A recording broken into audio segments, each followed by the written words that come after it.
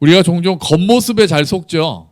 겉모습에 속습니다. 그냥 사과가 맛있어 보이는데 그냥 반짝반짝 빛나고 겉은 멀쩡한데 딱 먹으니까 속이 막 썩어 있는 경우도 있고, 썩지는 않았는데 맛은 되게 없는 사과도 아직도 있더라고요. 요새는 과일 맛없는 게 없는 줄 알았는데 그러지 않습니다. 아주 그냥, 그래서 뭐 겉은 좋은데 그 빛 좋은 게살구란 말도 있잖아요. 그러니까 겉은 아주 좋았는데 속은 영 이제 먹을 만하지 않은 것들이 있습니다. 허우대가 멀쩡해 보이는데 인격은 꽝인 사람이 있습니다. 우리 서연이 왔는데 그런 사람 만나면 안 됩니다. 그런 허우대 속으면 안 됩니다. 속이 꽉 찬 사람, 머리가 없더라도 속이 꽉 찬 사람. 허우대가 멀쩡한데 정말 사귀고 보면 알고 볼수록 더 별로인 사람이 있는 경우도 있죠. 또 우리가 잘하는 거, 광고에 속아서, 그럴듯한 광고에 속아서 우리 홈쇼핑 보면은 다 사고 싶잖아요. 그 사람들 보면은 진짜 와 저것만 사면은, 저도 이제 사놓고 쓰지 않는 것 중에 하나가 그 뱃살 빼는 슬라이더. 그것만 하루에 10분만 밀면은 뱃살이 빠진다 그래서 속아서 그걸 보고 주께서 주신 거라고 저는 또 하나님이 이런 것도 허락하셨구나 했는데 역시 속았습니다. 그냥 그럴듯한 광고에 한 10시간은 해야 되는 것 같아요, 매일. 그래서 안 돼가지고 그냥 어딘가 지금부터 아니 조용히 있습니다. 자, 지금 그래 우리가 이렇게 겉모습에 속는 그 내실을 보지 않고 겉모습에 속는 경우가 있잖아요. 근데 지금 현재 아모스가 바라본 이스라엘이 딱 그랬습니다. 지금 이스라엘은 전성기입니다. 지난번에 말씀드린 대로 여로보암 2세때가 전성기예요. 그래가지고 아주 그냥 경제적으로도 풍요를 누리고 정치적으로도 안정되어 있는 세상이 지금 그 시대입니다. 그래서 사람들은 막 제사 계속 예배 드리면서 하나님이 우리를 복 주셨다. 주로 돈이 있는 사람들, 힘이 있는 사람들이 그렇게 말했습니다. 성전에는 재물이 가득 쌓였고요. 또 헌금이 계속 많이 바쳐졌고 제사가 날마다 일어나는 아주 겉으로 보기에는 평안하고 아주 부유한 그런 나라가 됐던 거죠. 그래서 하나님이 우리에게 은혜를 주셨다라고 감격하는 그런 나라였습니다. 그런데 아모스가 좀 더 아래에서 내려다본 실상은 그렇지 않았어요. 하나님 보시기에는 더욱 그렇지 않았습니다. 겉으로는 굉장히 잘 사는 나라가 된 것 같고, 겉으로는 예배가 화려한 예배 같은데, 화려한 종교 행사는 많이 있는데 그 안에 하나님이 계시지 않은, 가장 큰 문제는 그 안에서 가난한 자들의 눈물이 감춰져 있었다는 거죠. 화려한 제사 뒤에 가난한 자들이 계속해서 가난해지면서 흘리는 눈물이 감춰져 있다는 겁니다. 정의를 굽게 하는 부패가 너무나도 많았던 사회가 이스라엘 사회였다는 거죠. 그런데 이스라엘 백성들이 그거를 종교 행사로 가리면서 또 하나 크게 착각하고 있는 것이 있었습니다. 그게 뭐냐면 우리가 읽었던 그 본문에서 나오는 여호와의 날이라는 개념이에요. 그러니까 이스라엘 백성들은 언젠가 여호와의 날이 온다라고 믿고 있었어요. 그 여호와의 날은 이스라엘 백성들이 기다리는 여호와의 날. 여호와의 날이 딱, 하나님의 날이 딱 오면은 어떻게 될 거라고 기대하고 있었냐면은 이스라엘이 그 근처의 모든 나라를 싹 쓸어버리고 모든 나라의 왕이 되는, 최고의 나라가 되는 그런 날일 것이다. 그렇게 기대하고 있었습니다.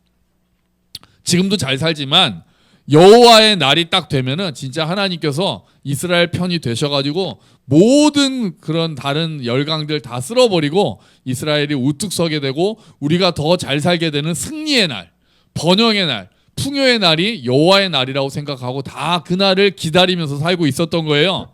그런데 아모스는 그렇게 생각하지 않습니다. 우리가 방금 읽었잖아요. 그 앞부분만 볼까요? 18절 뭐라고 합니까? 화 있을진저 여호와의 날을 사모하는 자여.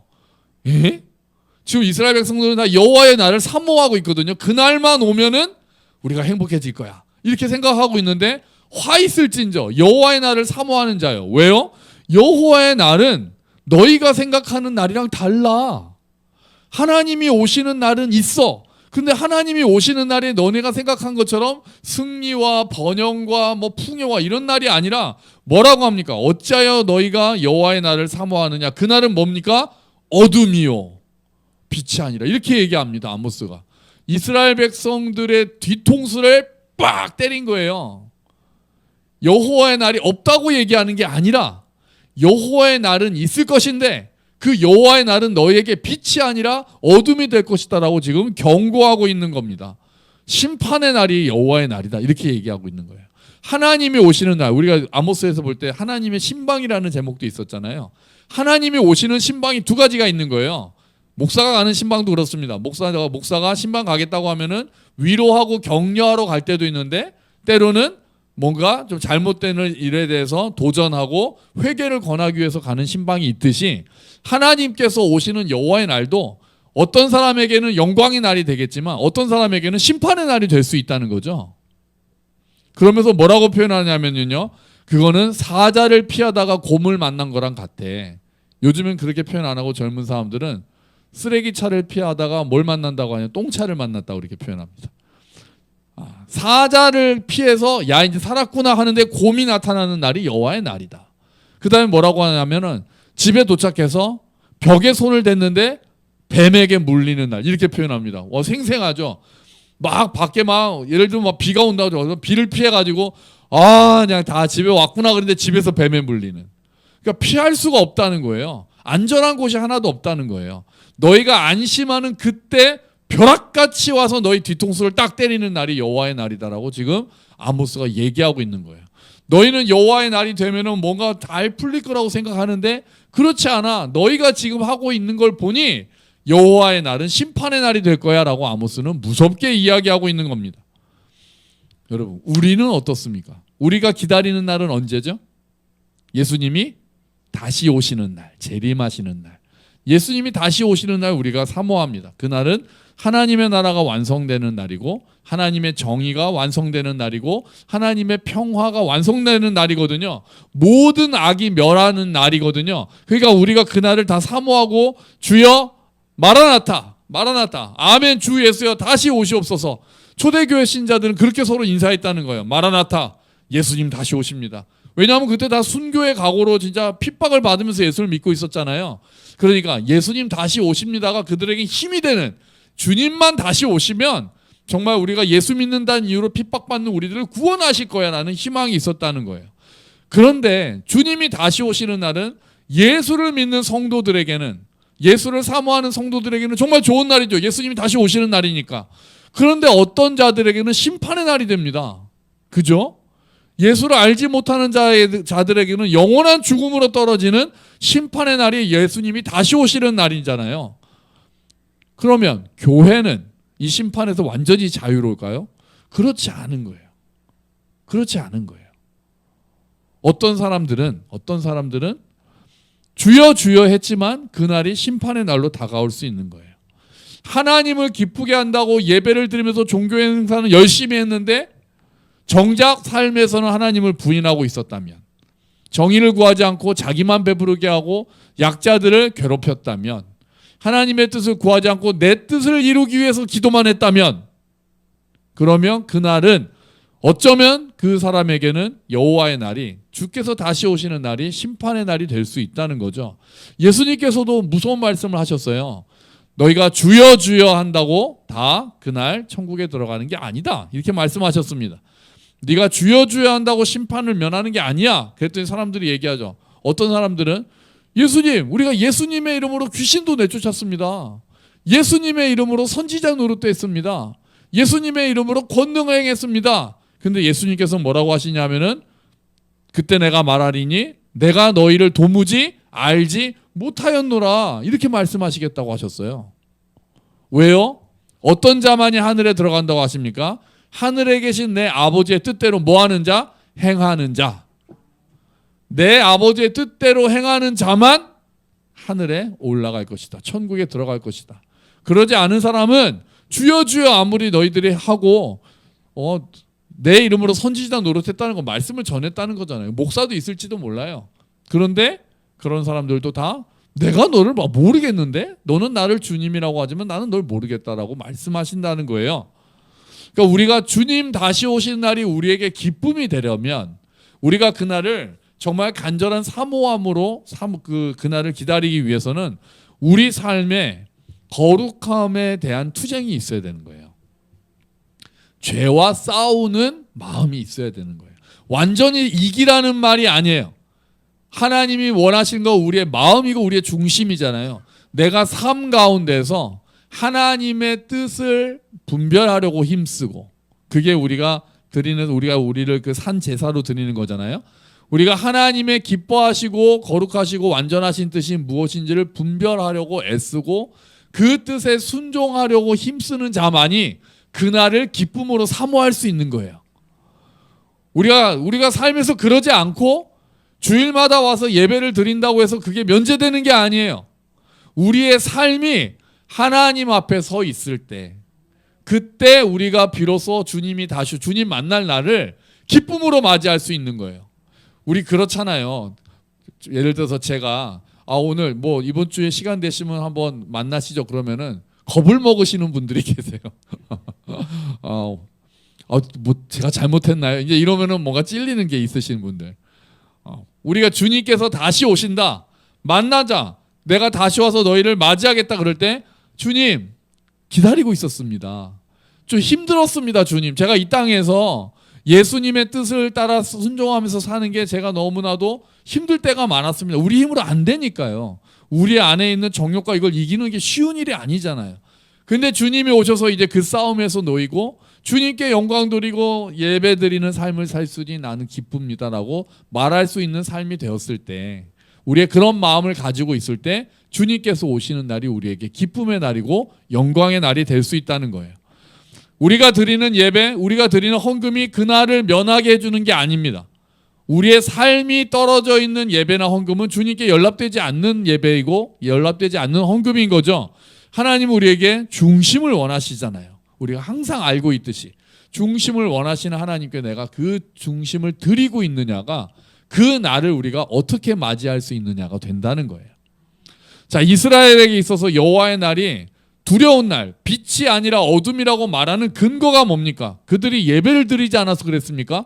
그들이 헌금을 안 해서 그렇습니까? 아니었습니다. 그들은 제물을 엄청 많이 드렸고 모든 절기들, 유월절, 무교절, 칠칠절, 오순절, 장막절, 그냥 모든 절기는 다 지키고 있었어요, 그때.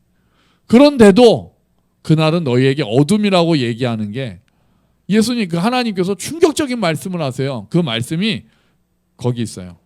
넘어갔네. 5장 보시면은요, 다시 21절, 22절, 23절 우리 한번 같이 읽어볼까요? 내가 너희 절기들을 미워하여 멸시하며 너희 성회들을 기뻐하지 아니하나니 너희가 내게 번제나 소제를 드릴지라도 내가 받지 아니할 것이요 너희의 살진 희생의 화목제도 내가 돌아보지 아니하리라. 내 노랫소리를 내 앞에서 그칠지어다. 내 비파 소리도 내가 듣지 아니하리라. 아멘. 너무 무서운 말이잖아요. 너희들은 6월절 지킨다, 뭐 77절 지킨다라고 막 기뻐하고 있는데 나는 그거 싫어. 하나님 그렇게 말씀하시는 거예요. 너희들 막 예배 드린다고 모이는데 나 그거 기뻐하지 않아. 너희가 번제나 소제 드리는데 나 안 받아. 너희가 드리는 화목제 내가 안 쳐다봐. 노랫소리 하지마. 찬양 부르지마. 듣기 싫어.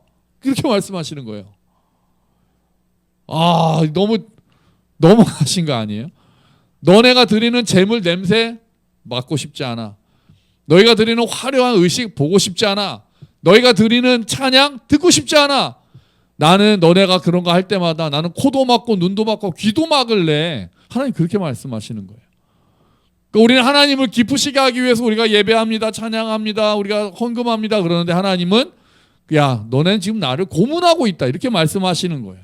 문제가 뭘까요? 그럼 더 향기로운 향을 피웠어야 될까요? 더 화려한 의식을 했어야 될까요? 더 아름답게 반주를 했어야 될까요? 그게 아니었어요. 하나님이 원하시는 것은 그게 아니었어요. 하나님이 원하시는 것은 삶이었습니다. 예배하는 삶이었어요. 예배와 삶이 분리될 때 하나님께서는 그 예배가 화려해질수록 더 가증하다라고 말씀하시는 거예요. 이스라엘의 종교인들은 열심 있는 종교 생활이 이스라엘의 풍요의 근거라고 얘기했어요. 하지만 아모스는 그렇게 이야기하지 않아요. 아모스뿐 아닙니다. 이사야, 예레미야, 미가 이런 사람들 다 똑같아요. 그런 예배, 삶이 분리된 예배 하나님이 미워하신다. 그렇게 얘기해요. 우리에게도 이 말씀은 두렵게 오는 거예요. 우리가 지금 드리는 예배는 하나님이 어떻게 받으실까? 우리가 드리는 예배, 우리가 드리는 헌금 하나님은 기뻐 받으실까? 우리가 아름답게 찬양하고 반주 멋지게 하고 하는 그 찬양 하나님이 야 정말 듣기 좋다 이렇게 말씀하실까? 아니면 혹시라도 야야야 됐다 찬양 그만해 듣기 싫어. 야 너네 그 예배 그만, 보기 싫어. 혹시라도 그렇게 말씀하시는 거 아니가? 우리가 이 말씀 앞에서는 우리가 두려운 마음이 있어야 되는 거예요. 그럼 우리의 예배가 하나님이 기뻐하시는 예배가 되기 위해서는 우리의 삶이 하나님 앞에서 힘쓰는 삶, 말씀을 따르기로 힘쓰는 삶이 되어야 우리가 드리는 예배가 하나님께 기쁨이 된다는 거예요. 그리고 그렇게 살지 못한 것에 대해서 회개하는 마음으로 앉아 있어야 나와서 하나님 앞에 때로는 애통해하고, 하나님 제가 이번 주에 하나님의 말씀대로 살지 못한 것을 애통해하고, 하지만 주의 말씀에 힘입어 나를 용서하신 주님의 은혜에 힘입어 다시 그렇게 살아가겠습니다라고 결단하고, 예배 가운데 그런 일들이 일어날 때 하나님께서 우리가 드리는 모든 것들을 받으신다는 거예요. 그래서 참된 예배는 축도 이후부터 시작된다는 말이 있어요. 무슨 말인지 아시겠죠? 축도가 딱 하면은 예배 끝났다, 자 예배 끝나고 집에 가자가 아니라 축도가 끝난 다음부터 진짜 예배가 시작된다는 거예요. 무슨 예배요? 삶의 예배가 시작되는 거죠. 우리가 일주일에 하루 모여서 함께 지체들과 드리는 공예배 너무나도 귀하고 소중하죠. 그런데 그게 예배가 끝이 아니라 그 다음부터는 우리가 일상에서 드리는 삶의 예배가 시작되는 거잖아요. 가정에서나 일터에서나 막 사람들한테 상처 주고 이웃의 아픔을 외면하고 내 욕심을 채우게 바쁘고 그래놓고 주일날 와가지고는 하나님 찬양합니다, 감사합니다라고 하면 하나님께서 그 예배 안 받으신다는 거예요. 아모스는 우리에게 그런 도전을 하고 있는 거예요. 가정에서는 가족들을 존중하고, 직장에서 정직하게 일하고, 사회의 약자들을 돌아보고, 그런 삶을 살고 하나님의 뜻을 분별하려고 힘쓰면서 사랑하면서 살아가려고 할 때 우리가 드리는 예배가 하나님께 기쁨이 된다는 거예요. 그리고 나서 아모스서의 핵심 구절, 사실 요 절만 알면 아모스서의 핵심이 나오죠. 자, 5장 24절입니다. 한번 같이 크게 읽어보죠. 오직 정의를 물같이 공의를 마르지 않는 강같이 흐르게 할지어다. 아멘. 아멘. 이게 개역 한글이 더 좀 좋았어요. 오직 공법을 물같이 정의를 하수같이, 그렇게 내왔었거든요. 그 외우기가 좀 좋았는데 조금 바뀌었어요. 정의를 물같이 공의를 마르지 않는 강같이 흐르게 할지어다. 여러분 지난주에도 정의와 공의가 나왔거든요. 정의는 히브리어로 미슈파트, 그리고 주로 법정적인 정의를, 재판에서의 정의고, 그 공의는 ጼ다카, 그것은 이제 관계에서의 정의라고 말씀을 드렸어요. 아모스는 뭐라고 지난주에 얘기했냐면, 너희는 정의를 쓴 쑥으로 바꾸고 공의를 땅에 던졌어, 이렇게 비판했거든요. 그러니까 오늘 너희가 해야 될 일은, 너희가 그 예배를 하나님께서 기뻐 받으시는 예배가 되기 위해서 너희가 해야 되는 것은 정의를 강같이, 공의를 마르지 않는 물같이 흘려야 된다라고 얘기하고 있는 거예요.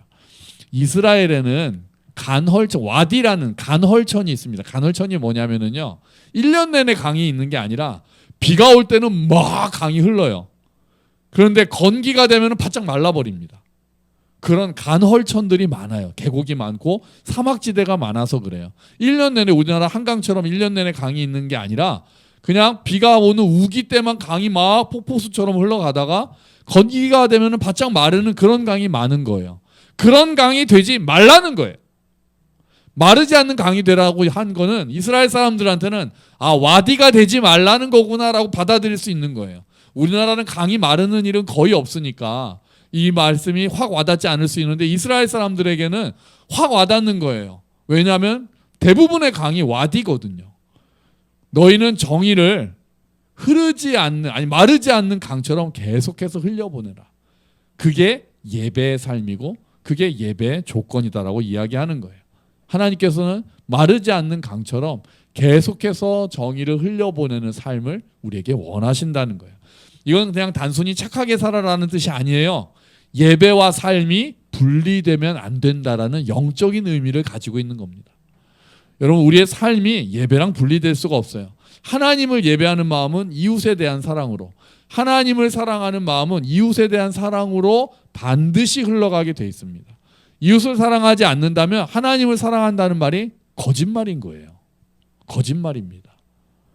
이웃을 사랑하고 불쌍히 여기는 마음이 없으면 하나님을 예배하는 그 예배가 거짓인 거예요. 그거는 내가 아는 다른 우상을 섬기는 거랑 똑같은 거예요. 하나님을 바르게 섬기고 하나님을 사랑하면 하나님의 마음이 우리 안에 넘쳐서 우리는 이웃을 사랑하게 되는 거예요. 물이 고이면 썩는 것처럼 은혜도 우리 안에만 머물러 있으면 안 되는 거죠. 또 물이 낮은 곳으로 흘러가는 것처럼 우리 안에 내려온 은혜는 더 낮은 곳, 더 약한 곳, 더 외로운 곳, 더 힘든 곳으로 흘러내려가는 것이 정상인 겁니다. 그게 하나님을 사랑하는 사람들의 모습이 되는 거예요. 여러분, 우리의 예배가 삶으로 이어지기를 축원합니다. 그래서 우리의 삶과 예배가 분리되는 것이 아니라 우리의 일상 자체가 예배가 돼서 하나님의 기쁨이 되기를, 그래서 정말 하나님께서 기뻐하시는 예배를 날마다 드리는 저와 여러분이 되시기를 주의 이름으로 축원합니다. 아멘. 우리 같이 기도하죠. 주님, 우리가 삶과 예배가 분리되지 않기를 기도합니다. 화려한 예배 이전에 내가 하나님 앞에 먼저 바로 서기를 원합니다. 화려하게 아름답게 찬양하기 이전에 내 삶이 하나님께서 기뻐하시는 삶이 되기를 원합니다. 우리 같이 기도합시다.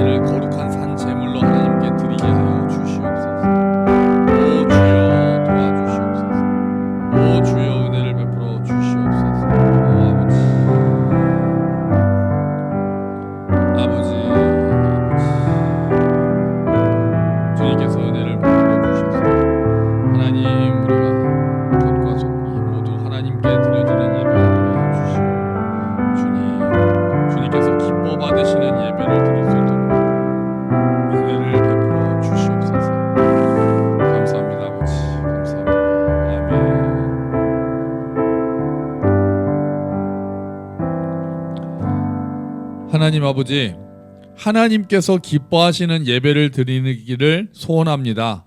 우리가 기뻐하고 우리끼리 즐거워하는 예배가 아니라 정말 하나님께서 기뻐 받으시는 예배가 되기를 원합니다. 그러기 위해서 우리의 삶이 하나님께 드려지기를 원합니다. 주님, 우리의 예배와 삶이 분리되지 않도록 주님 도와주시옵소서.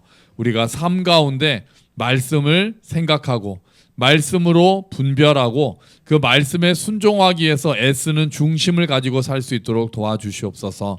하나님을 사랑하는 마음과 이웃을 사랑하는 마음이 분리될 수 없으니 우리가 특별히 이웃에게 긍휼을 베풀고 정의의 마음을 가지고 사랑을 나눌 수 있도록 주님 도와주시옵소서. 그래서 우리가 이곳에 나와서 회개하고 이곳에 나와서 찬양하는 그 모든 과정을 하나님께서 기뻐 받으시고 우리의 삶을 받으시는 그런 예배자가 될 수 있도록 주님 도와주시옵소서. 예수 그리스도의 이름으로 기도합니다. 아멘. 아멘.